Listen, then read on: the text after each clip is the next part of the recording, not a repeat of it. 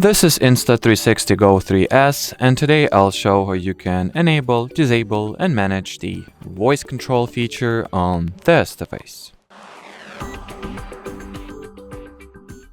In the beginning, take your action pod, switch it on, and while in the camera view, swipe downwards from the top edge of your screen.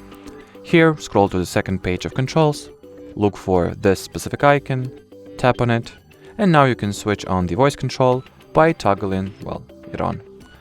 Here you can switch its language. From what I can see, the options are English, Japanese, and Chinese, I think, but don't quote me on that.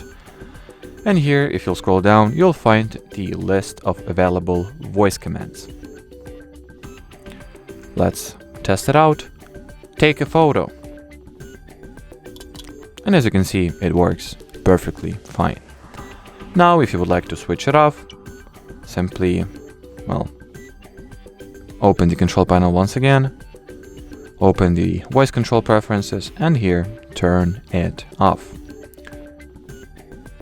So, as far as this video goes, that'll be it. So should you have any further questions, use the comment section below. As for now, thanks for watching and bye-bye.